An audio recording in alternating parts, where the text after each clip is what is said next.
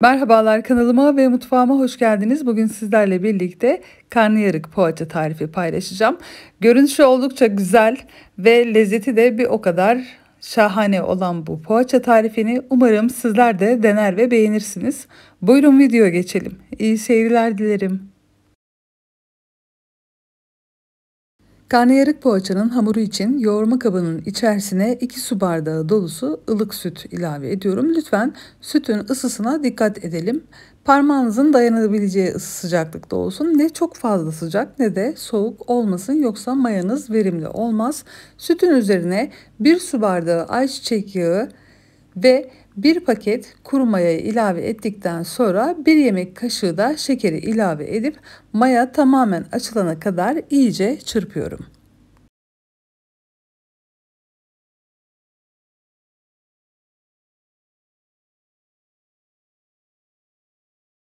Maya tamamen açıldıktan sonra 1 adet large boy yumurtanın beyazını içerisine ilave ediyorum ve sarısını dışına sürmek üzere bir kaba ayırıyorum.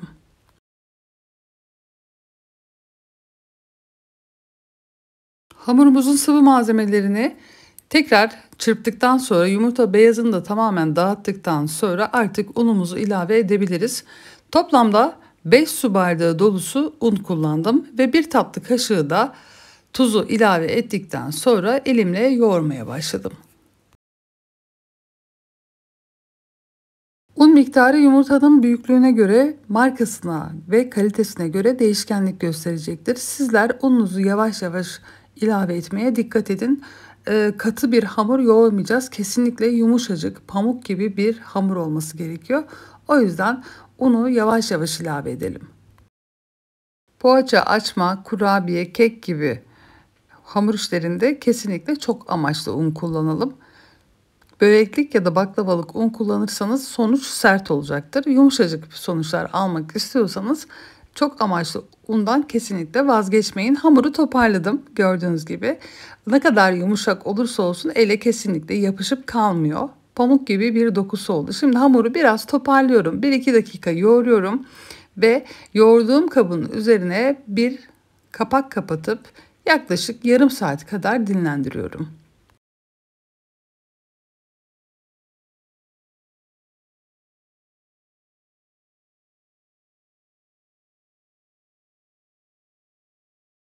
Yaklaşık yarım saat boyunca dinlenen hamur 2 katına ulaştı. Şimdi hamurumuzun havasını alıyoruz. Maya kokusundan böylelikle kurtulmuş oluyoruz. Biraz yoğurup toparladıktan sonra 12 eşit bezeye ayırıyoruz. Sizler dilerseniz daha küçük bezeler, daha minik poğaçalar yapabilirsiniz.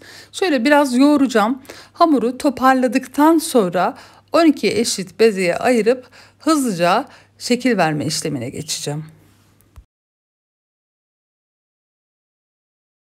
Hamuru parçalarken gelişigüzel parçalayabilirsiniz. Hepsini aynı boyutta parçalamak zorunda değilsiniz. Gördüğünüz üzere bezeleri ayarlarken büyük olan beze parçalarından küçüklere destek verip hepsini aynı boyutta bezeler haline getiriyorum ve bir tabağa yerleştirdikten sonra hemen iç malzemelerini hazırlamaya başlıyorum. Benim iç malzemeleri hazırdı ve o yüzden hamurların üzerini örtmedim. Sizlerin hazır değilse hamurlarınızın üzerini örtün ki hamurlarınız kuruma yapmasınlar. Bütün bezeleri hazırladıktan sonra hiç beklemeden hemen iç malzemelerini de hazır edip hızlıca poğaçaya şekil vermeye başlıyorum.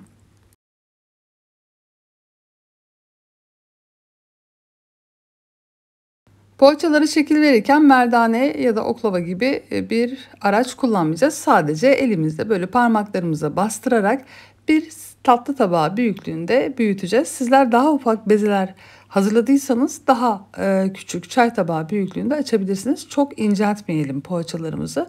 Gördüğünüz üzere bu kalınlık yeterli. Şimdi hamurun tam ortasına bir miktar kaşar peyniri rendesi yerleştiriyorum ve yanlardan İkişer parmak boşluk kalacak şekilde birer tane çizik atıyorum pizza bıçağıyla ve birini bir tarafa, diğerini de öbür tarafa katlayarak ortada bir boşluk oluşturuyorum ve yanlardan parmaklarımla bastırarak poğaçaya şekil veriyorum. Birazdan daha yakın çekim sizlere daha detaylı göstereceğim ve içerisine Bir adet yeşil biber, bir iki tane domates ve bir iki tane sucuk yerleştiriyorum. Sizler evinizdeki malzemelere göre ve damak tadınıza göre malzemeleri seçebilir ve miktarını ayarlayabilirsiniz.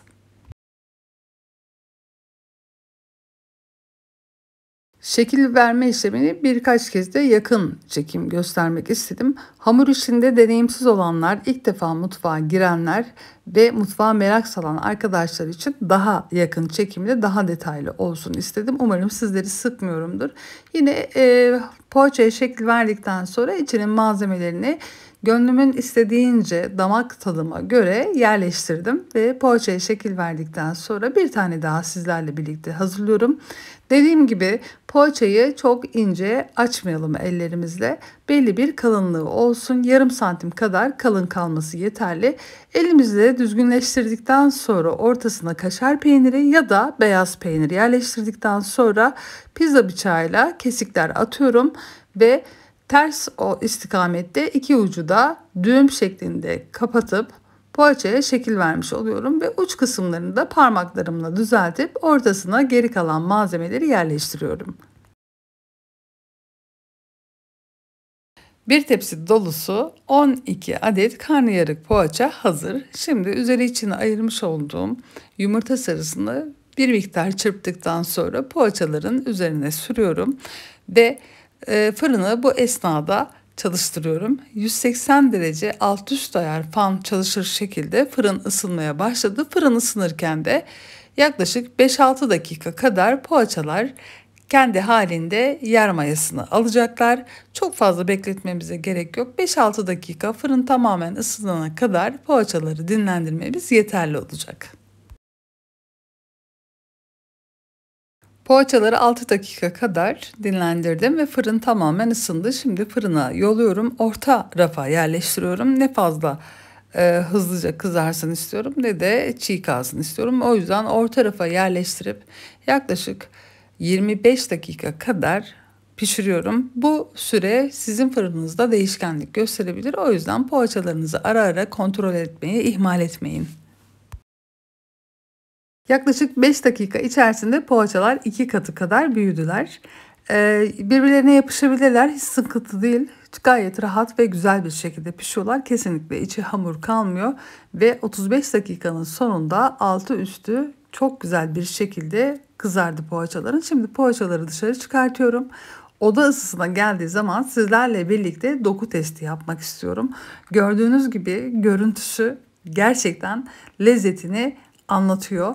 Umarım sizler de bu tarifi dener ve beğenirsiniz. Beni izlediğiniz için teşekkür ederim. Bir sonraki videoda görüşmek üzere. Hoşça kalın.